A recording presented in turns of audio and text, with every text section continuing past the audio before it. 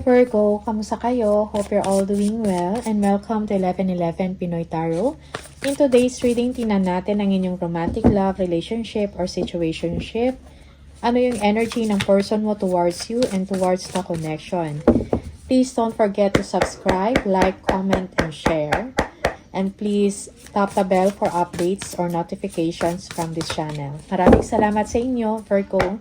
Tingnan natin ano yung energy ng person mo towards you and towards the connection.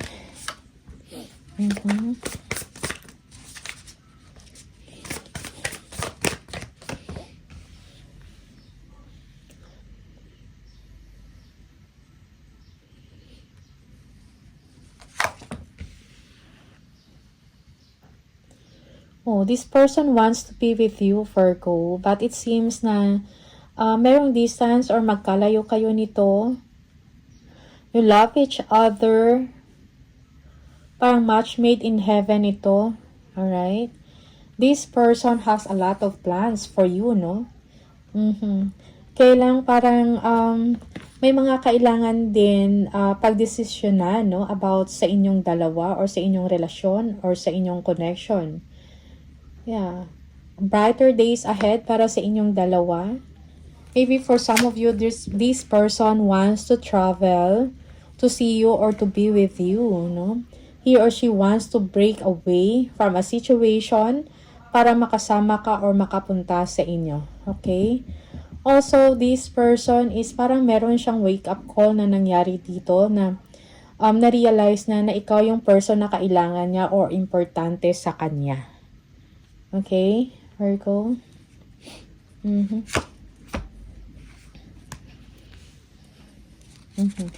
This person is dreaming, wishing about you. He or she is bored about sa kanyang sitwasyon, nalulungkot, something like that. Okay? Yeah, your person is also cannot wait to see you and meet you. Very challenging yung situation ng person mo at yung situation ninyong dalawa. Okay? Pero parang hindi kayo nawawala ng pag-asa. The connection is still there. Siguro physically is magkalayo because of the Two of Wands. Merong, yeah, parang merong division so or separation. Again, Two of Pentacles. Separation or separate place, no? Or magkaiba kayo ng lugar.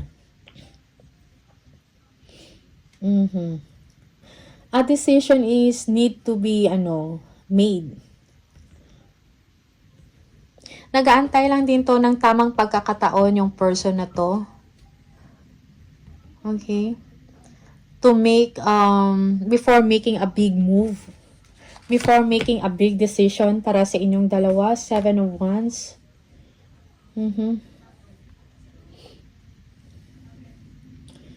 Yeah. But your person doesn't want to be distracted also. Parang kailangan niya ng sanity also sa kanyang sitwasyon or parang ito yung kailangan niya nung time para sa sarili niya. Okay? May mga tao na nangingialam, no, sa kanya or sa inyong dalawa but yung person na to is gusto niya peace or kalma or peace, tahimik, no, na pamumuhay or na sitwasyon even sa inyong dalawa. Your person may be someone na ayaw niya ng mga naging, something like that, na provoke sa kanya, no, energetically. Alright.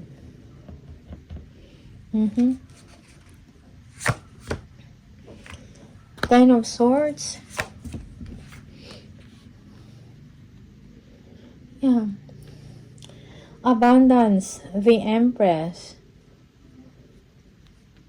This person wants to take on a new opportunity para sa kanya na magbibigay sa kanya ng abundance. Okay, sa trabaho to, creative venture, passion project, or high-profile project. Parang merong wino-workout yung tao na to. This person wants to break away sa mga tao na toxic or sa mga problema or mga challenges, most especially when it comes to work, no? Maybe this person wants a new beginning, no? Sa trabaho niya. And even sa relationship nyo na parang deeper relationship, mas nagkakaintindihan kayong dalawa. Okay? King of Wands, yes, action is needed here, not just planning.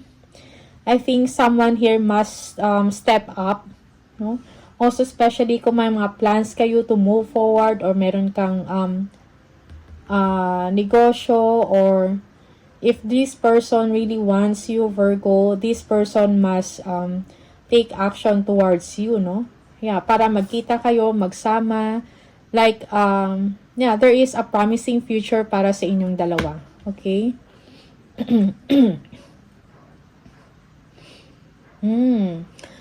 For some of you, this person, merong breakup na nangyari sa part niya. Maybe, this is an ex.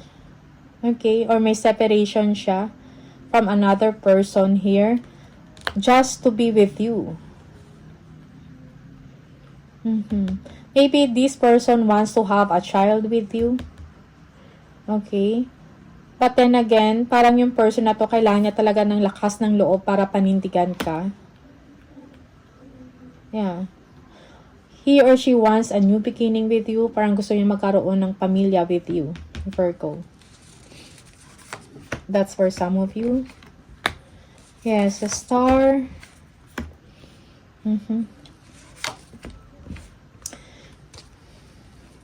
Yeah.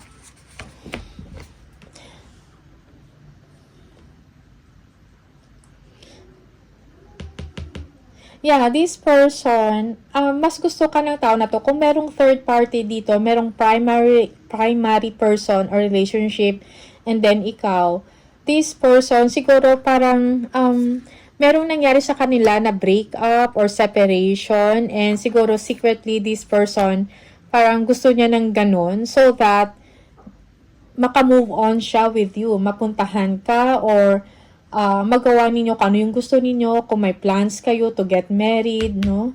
Or to progress sa inyong relationship. So, parang kailangan niya muna tapusin yung isa bago pumunta sa inyo. Something like that. This person is driven towards you. Okay? Merong victory dito, or hindi madali, no? Yung relasyon or connection na to. It's a challenging one. Okay? But then, yung person na to, nagkaroon siya ng clarity and healing, no? Sa sitwasyon niya. And now, parang alam niya na kung ano yung direction at kung ano yung gusto niya. Virgo. Just take what resonates for you, depende sa inyong sitwasyon. Sometimes, baliktad yung role. Or baliktad, no? You might be dealing with a Leo, Aquarius, Cancer, Aries, Libra, Taurus,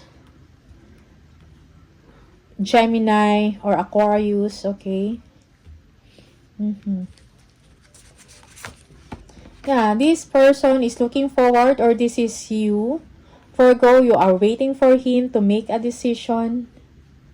No, you are waiting for him to talk to you or to communicate with you about sa nangyayari sa kanya, sa kanyang ex, or sa kanyang relationship with another person. Virgo. Okay?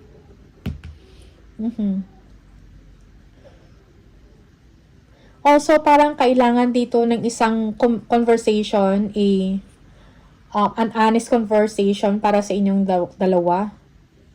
Warm conversation, kung ano talaga yung plans, anong nararamdaman nyo sa isa't isa, ano yung direksyon ninyong dalawa, okay? Maybe you are waiting for this person to talk, to open up and talk about this or discuss with you, no? Yung mga ganitong sitwasyon, yes. Kung ano talaga yung plans niya sa inyong dalawa, okay?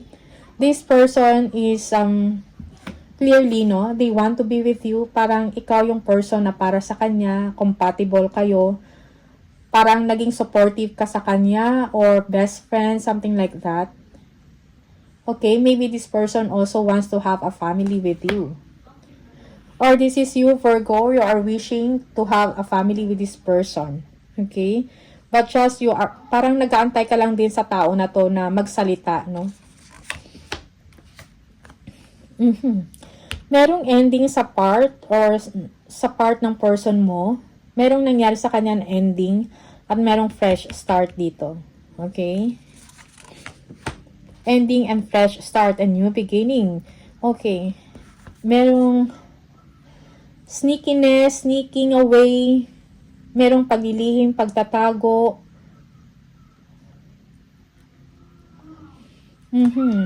This is a third party relationship here. No?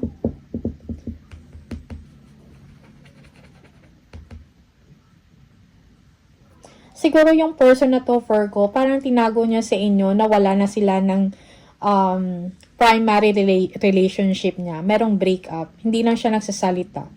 Pero merong ending, no? Kung anong ending to, merong ending na nangyari sa part niya. Okay? Because of deception, lies, dishonesty, or pangloloko, something like that. Okay? So, this person is now, parang kailangan niya magsakripisyo ngayon, ano? Or waiting for you also. Paano din yung plans mo sa kanya, Virgo? Just take what resonates for you. Merong spying and stalking dito. No? Nagsaspy siya, nagsastalk ng social media.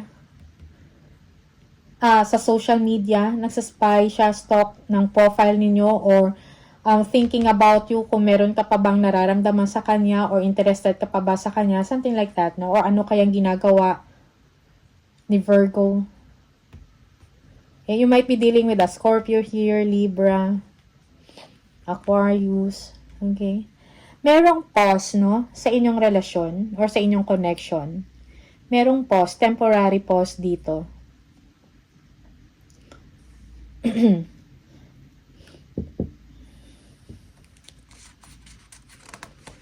Pansamantalang pagtigil ng inyong connection o ng inyong pagsasama. Okay? Someone is waiting on someone. Okay? For some of you, this person is now solo, independent, financially secured, financially stable, no? A well-connected person, no? Well-established person, very attractive, okay? Single and ready to mingle. Okay? This person also, parang nakukuha mo yung kanyang atensyon. This person wants to spend time with you, to talk to you, gustong makipag-bonding sa inyo. Maybe also you are receiving gifts from this person, attention, gift, money.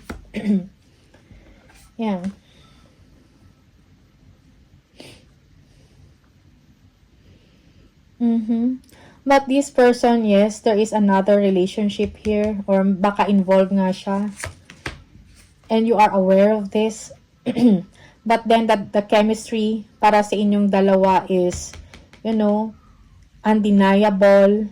Very attracted kayo sa isa't isa. Para kayong soulmate. No?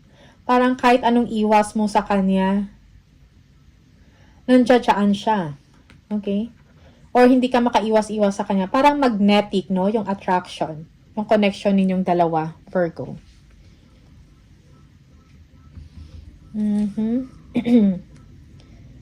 You might also be dealing with a Gemini here. Okay, Gemini. Yung chemistry ninyo, strong, no? Very attracted kayo sa isa't isa. Parang para sa kanya, yung person mo, parang nakikita niya na parang ikaw yung the one. Okay?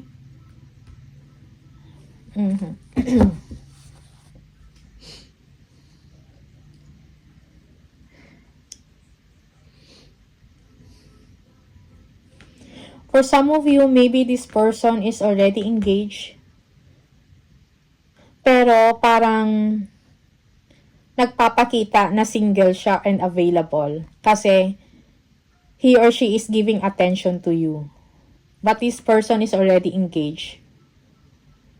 Okay. Just take what resonates for you, no? Kung ano yung nangyayari sa inyo dito. But these are the energies na sinasabi. Okay?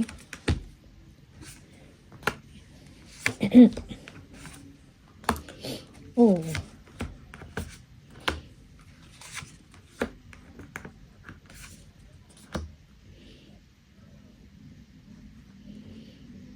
Yeah, in order to keep this connection or this relationship, yung person na to kailangan talaga na magpakita siya no, na talagang gusto kanya at seryoso siya sa inyo.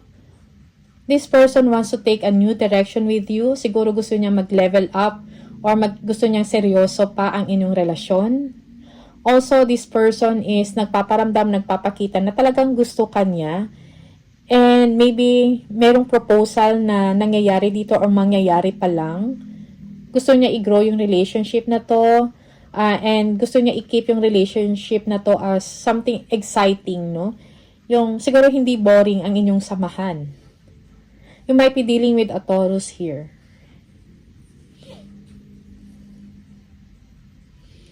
May mga exciting things na nangyayari sa tao na to, and for some of you, kasama ka doon sa mga plans niya.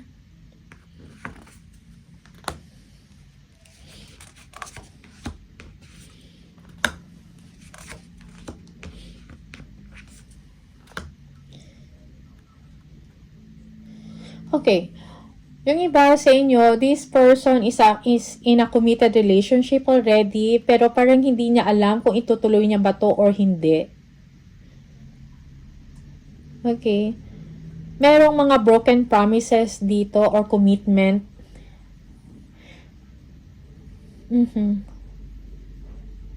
This person feels something for you, something special, something mature, something na, ano tawag dito? Parang ikaw yung gusto niya makasama kasi compatible kayo eh. But he or she is already engaged with someone, and ngayon parang yung status is parang stalemate, yung hindi stalemate, yung walang progress kumbaga. Alright? Dahil may broken promises dito.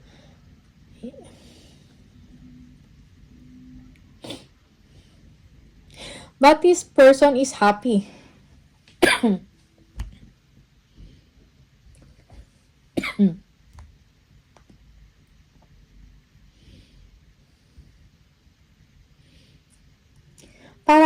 Perong fulfilled siya pagkasama ka. Masaya siya pagkasama ka.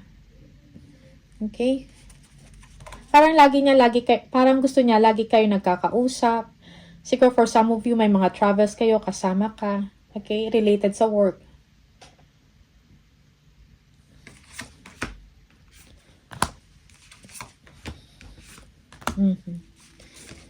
Yeah, merong separation dito with someone.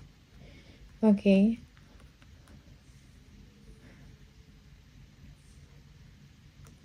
Because of a third party here. Parang yung person mo, parang nagkaroon siya ng freedom. No? Merong new chapter na nangyayari sa kanya and masaya siya. Okay, masaya siya to be with you for some of you, no? Parang merong separation dito sa past niya or sa relationship niya, sa primary relationship niya. And free na siya to be with you. Meron kayong new chapter together. Okay?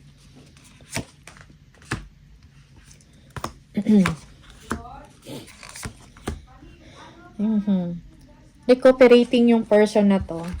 Okay? Healing sa mga nangyari sa kanya. Okay? Yeah, there are times also na naalala niya yung person na to. But then, masaya siya. Parang best friend ka niya. Parang malambing siya sa'yo or ikaw, ganun din. May mga sweet moments kayong dalawa. Okay? Alright, so this person doesn't want to be alone. Parang gusto niya parang lagi kanyang kasama. Okay? Although kahit may mga separation na nangyari sa kanya, he or she is now healing, no? Allowing time na para makapag-heal siya. Alright? Merong new beginning para sa inyong dalawa. Virgo. May new beginning. Tingnan natin anong nararamdaman mo sa kanya, Virgo.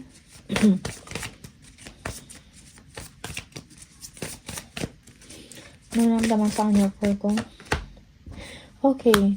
For some of you, you feel that this is not stable. Kung ano yung connection na to. Parang hindi ka ganun ka-confident in the situation. Merong guilt feeling dito.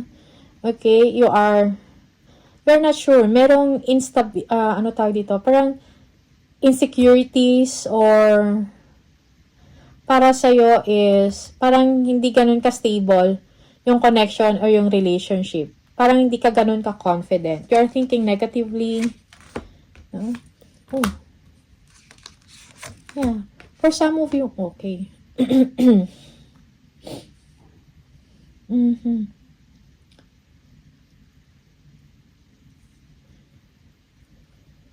Okay.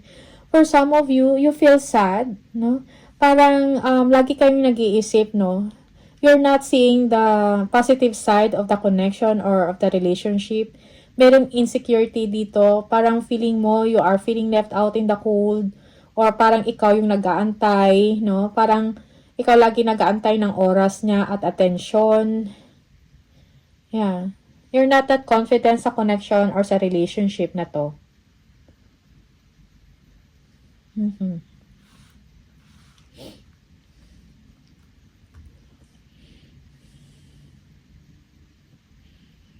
Mm-hmm.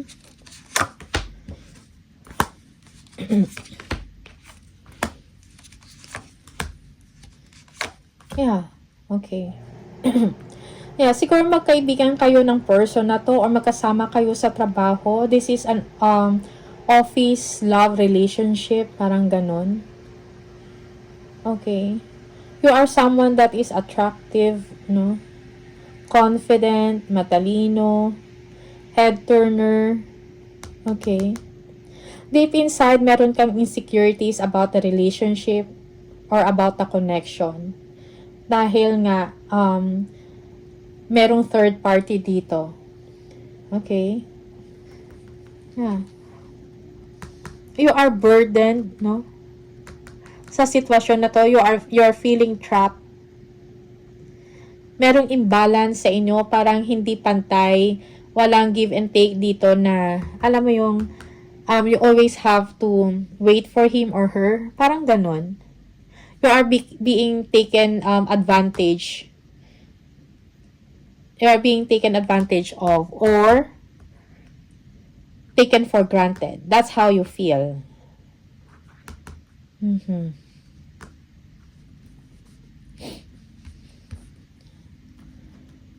Okay, so I think this person, kailangan niya ng clarity. Ano ba talaga yung direction or yung gusto niya? Okay, Virgo, that's for some of you. Alright, so, tingnan natin, ano yung sa isip ng person mo? Virgo. I cry at night. Siguro hindi niya lang pinapakita sa inyo pero affected yung tao na to because alam niya na hindi siya naging fair sa inyo or guilty siya. Sorry. My life is a mess right now. Okay. Hindi din maganda yung nangyayari sa person mo ngayon. Troubled din siya. What is the truth? Yeah, for some of you, this is you. You are questioning ano talaga yung totoo. Anong nangyayari sa'yo? Or anong nangyayari sa inyong sitwasyon or sa inyong relationship. You are asking this to him or to her. And for some of you, yes, yung person na to is, ano ba talaga yung totoo? Ano ba talaga kuya? Okay?